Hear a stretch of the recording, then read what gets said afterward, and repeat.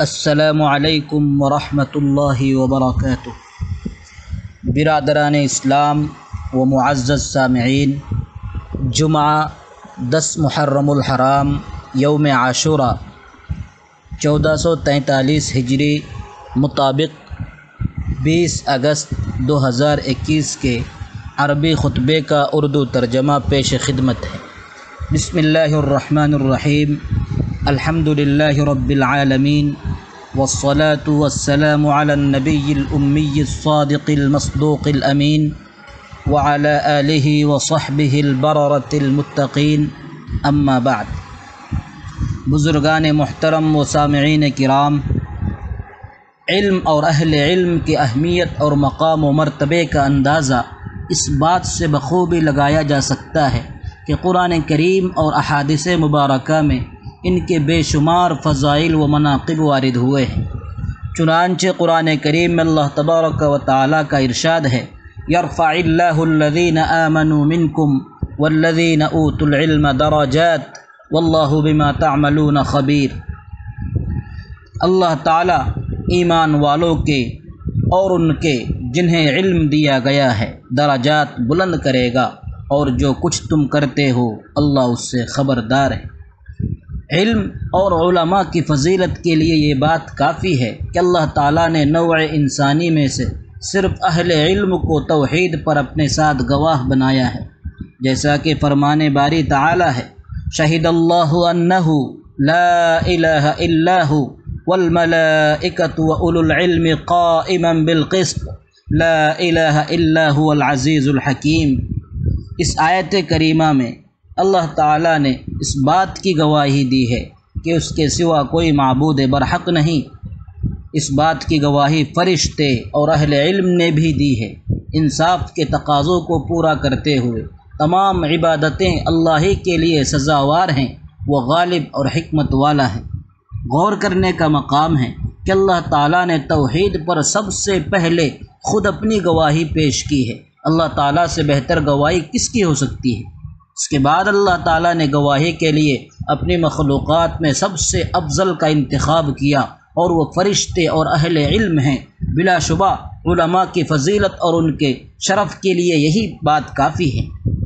اسی طرح اللہ تعالیٰ نے اہل علم اور غیر اہل علم کے درمیان سے تساوی کی نفی فرمائی ہے کہ دونوں ہرگز برابر نہیں ہو سکتے۔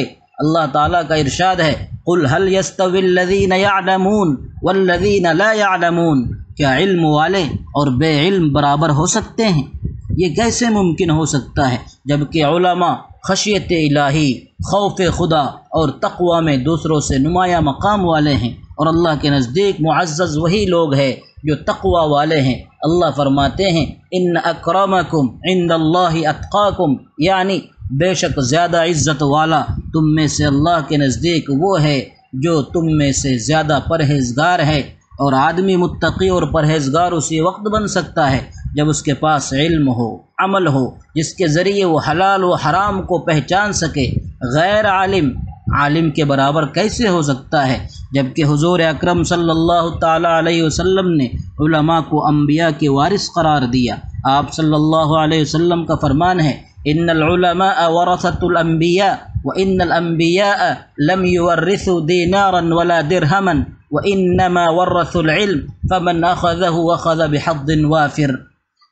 کہ علماء دین انبیاء کرام کے وارث ہوتے ہیں۔ اس میں کوئی شبہ نہیں کہ انبیاء دینار و درہم کے وارث نہیں بناتے ہیں، وہ تو علم کا وارث بناتے ہیں۔ جس نے دین کا علم حاصل کر لیا اس نے پورا حصہ پا لیا۔ بزرگان محترم، یہ فضیلت و خصوصیت صرف عالم ہی کو حاصل ہے کہ اس کے لیے زمین و آسمان کی ساری مخلوق، حتیٰ کہ سمندر کی مچھلیاں بھی دعائے مغفرت کرتی رہتی ہیں۔ اسی طرح حضور اکرم صلی اللہ تعالیٰ علیہ وسلم کا ارشاد ہے: ان فضل العالم علی العابد کفضل القمر لیلۃ البدر علی سائر الکواکب۔ عالم کو عابد پر ایسی فضیلت ہے جیسے کہ 14ویں رات کے چاند کو تمام تاروں پر بڑائی اور برتری حاصل ہوتی ہے۔ ایک دوسری جگہ عالم کو عابد پر ترجیح دیتے ہوئے فرمایا فضل العالم علی العابد کفضلی علی ادناکم، عالم کو عابد پر ایسی ہی فضیلت ہے جیسے کہ مجھ کو تم میں سے ادنا شخص پر حاصل ہے۔ اس ارشاد سے یہ بات سمجھ میں آئی کہ جب عالم کو عابد پر اتنی فضیلت ہے تو عام لوگوں پر عالم کو جو فضیلت ہوگی وہ کس قدر ہوگی۔ یہ علم دین اسلام کی زندگی ہے۔ یہی وجہ ہے کہ اللہ تعالیٰ نے اپنے نبی کو علم کے علاوہ کسی اور چیز کے اضافے کی دعا مانگنے کا حکم نہیں فرمایا۔ اللہ فرماتے ہیں وَقُلْ رَبِّ زِدْنِي عِلْمًا، یہ نبی آپ کہہ دیجئے کہ یہ میرے رب مجھے اور زیادہ علم عطا فرمائیے۔ تو اپنے پیارے نبی محمد عربی صلی اللہ علیہ وسلم کی پیروی کرتے ہوئے حصول علم کے لیے کمر بستہ ہو جائیے، اور حصول علم کے بعد اس کے تقاضوں کو پورا کیجیے، دل میں تقوی اور خشیت الہی پیدا کیجیے، کیونکہ علم ہی تمام دنیاوی و اخروی کامیابی و کامرانی کا ضامن اور عباد و بلاد کے تحفظ و ترقی کی بنیادی کنجی اور اولین زینہ ہے۔ اللہ پاک ہمیں علوم نافعہ اور اعمال صالحہ کی توفیق عطا فرمائے۔ وصلی اللہ وسلم وبارک علی نبینا محمد وآلہ وصحبہ اجمعین۔